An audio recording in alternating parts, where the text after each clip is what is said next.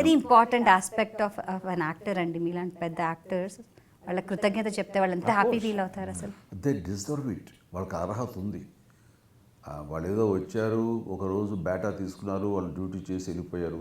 లైట్లు మోయడం వాళ్ళ పని, లేదా బురదవని, మంచమని, వర్షం ఎండవని, ఏమైనా ఎడారవని. కానీ మా ఆర్టిస్ట్ గురించి చెప్పుకుంటాం, తోటి నటినట్ల గురించి చెప్పుకుంటాం, టెక్నీషియన్స్ గురించి చెప్పుకుంటాం, వెనకున్న రైటర్స్ గురించి చెప్పుకుంటాం, థ్యాంక్స్, కెమెరామెన్ అని చెప్పుకుంటాం. కానీ ఆ కింద ఉండే కార్మికులు, జూనియర్ యాక్టర్లు, వాళ్ళ సరైన వసతులు కూడా ఉండవు. వర్షం పడుతున్నప్పుడు బ్రేక్ ఇచ్చామనుకోండి, ఆ ఎక్కడో చిన్న గుడ్డ అది మన టార్పలిన్ కప్పుకుని అక్కడ తింటుంటారు.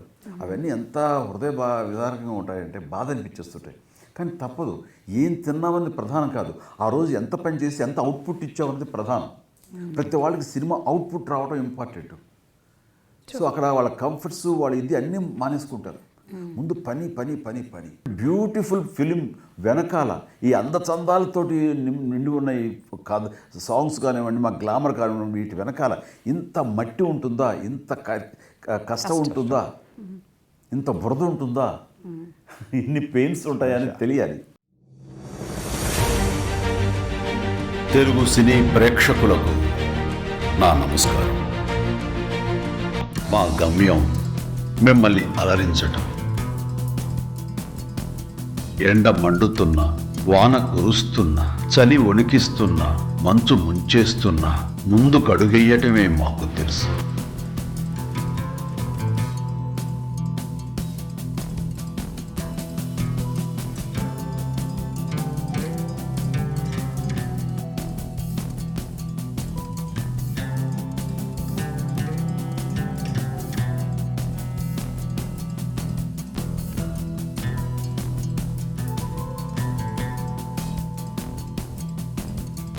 కొండల్ని ఎక్కుతాం, లోయల్ని దాటుతాం, వాగుల్లో నడుస్తాం, అడవుల్లో సేద తీరుతాం. ఎంత కష్టమైనా ఇష్టంగా చేస్తాం. మా గమ్యం మిమ్మల్ని అలరించటం. మేము చేయలేనిది ఏదీ లేదు. అసాధ్యాలు సుసాధ్యం చేస్తాం. ఆకాశానికి నిచ్చెనలు వేయగలం, సముద్రానికి వారధులు కట్టగా. ఎంత కష్టమైనా ఇష్టంగా చేస్తాం. మా గమ్యం మిమ్మల్ని అలరించడం.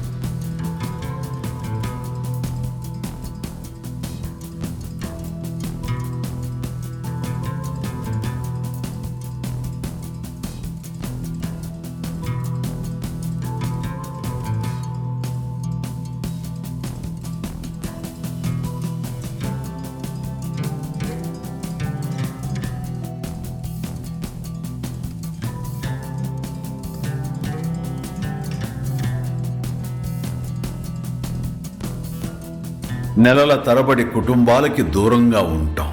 కట్టుకున్న వాళ్ళు గుర్తొచ్చి దిగులనిపించిన, కన్న బిడ్డలు గుర్తొచ్చి గుండె బరువెక్కిన, పైకి కనబడకుండా నిబ్బరంగా నటిస్తాం, శ్రమిస్తాం. ఎంత కష్టమైనా మా శ్వాస సినిమానే మా గమ్యం. మా గమ్యం మిమ్మల్ని అందరినీ అలరించటం.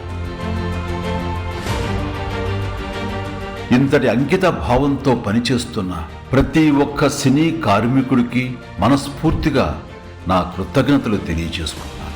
Thank you one and all. వీరి అకుంఠిత కృషి వాల్తేరు వీరయ్య విజయానికి కారణం.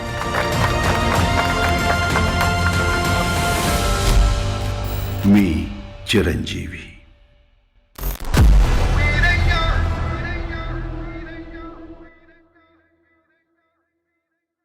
దాని కెమెరామెన్ నేనే, 1-2 షాట్లు తప్ప. ఒకసారి నన్ను షూట్ చేయాలని నేను స్పీడ్లోకి వెళ్తూ వేరే కెమెరా అప్ చెప్పాను. నేను కనిపించాలిగా, మరి నేను కష్టజీవినే కదా,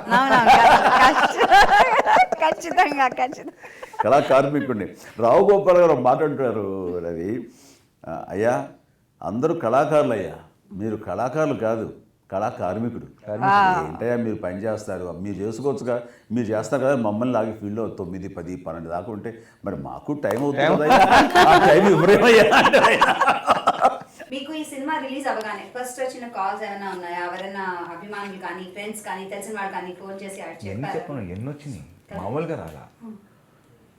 మెయిన్ నేను నా క్యారెక్టరైజేషన్కి వచ్చిన పేరు కానీ దాంట్లో నా ఎమోషన్ కానీ ఒక కొత్త రవితేజని చూస్తున్నాం మళ్ళీ ఒక ఇంతకుముందు విక్రమార్కుడిలో ఉంది మళ్ళీ అది అలా ఉంది. కొంతమంది దాని నుంచి ఇక రకరకాలుగా వస్తాను అనమాట. పిల్లలు ఎస్పెషలీ పిల్లలు వాళ్ళకి ఎక్కటం అనేది నేను అసలు నాకు ఆశ్చర్యపరిచింది అది నా మాట. I'm very happy, very very happy. Proper పండగ, ప్రాపర్ సంక్రాంతి. సో గుడ్, ఈ ఇయర్ మాకు ఇంత పెద్ద బ్లాక్ బస్టర్ ఇచ్చారు. ఇద్దరు కలిసి ఇంకా సినిమా చేద్దాం అనుకుంటున్నారా? ఖచ్చితంగా చేస్తాం. బట్ రవితోటి ఈ యొక్క 10 రోజులు 15 రోజులు చేసిన తర్వాత మాత్రం మళ్ళీ ఒక క్యారెక్టర్ రవితోటి వస్తే చేయాలి మాత్రం నాకు సరదాగా ఉంది. ఇందాక జరిగిన మీటింగ్లో తను అదే వ్యక్తం చేశాను, నేను అదే వ్యక్తం చేశాను. ఎలాగంటే ఇద్దరు దొంగన డుడుకులు అయి ఉండాలి, నిజంగానే థీఫ్స్ అయి ఉండాలి. నేను అబ్బాయి లీక్ చేస్తాను, ఎవడైనా పికప్ చేసుకుని రైటరు ఆ కథలు వస్తే కనుక సో మీ ఛానల్ ద్వారా మేము ఆఫర్ ఇస్తున్నాం. మేమిద్దరం పక్కా దొంగలం. అండ్ దొంగలకు సెంటిమెంటు, ఎందుకు దొంగలు అయ్యారు అనడానికి ఒక రీజను, ఆ దొంగతనం వెనకాల నిజంగా వీళ్ళు దొంగలు కాదు, దొంగలుగా మారితేనే మాకు కావాల్సిన దొంగలు దొరుకుతారని అది వెళ్ళటం అలాగా. అండ్ ఆ దొంగలు ఎందుకు పట్టుకోవాలంటే వాడు మా ఫ్యామిలీ ఏదో విచ్ఛిన్నం చేశాడు, సో వాళ్ళు ఇక్కడ ఉన్నారని తెలిసిందే అని. ఇంకా కథ బాబీ కథ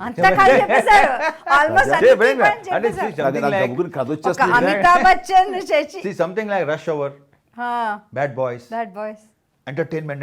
ఈ కథ ఎవరు తీసుకొచ్చేస్తారే, నీ కథ రైట్స్ నావే. ఎస్, ఖచ్చితంగా రాజా. కీ పాయింట్స్ ఇప్పుడు కథ వచ్చేస్తుంది కదా, కూర్చుని వచ్చేస్తాము కదా, మరి చేసేయచ్చు కదా మనం నెక్స్ట్. అలాగే ఓకే. సో పూనకాలు ఈ లోడింగ్ ఈ రేంజ్లో ఎవరైనా సరే కథ రెడీ చేసుకున్నాడు, you are ready to do that. ఆ పని మీద ఉన్నామా నాన్న?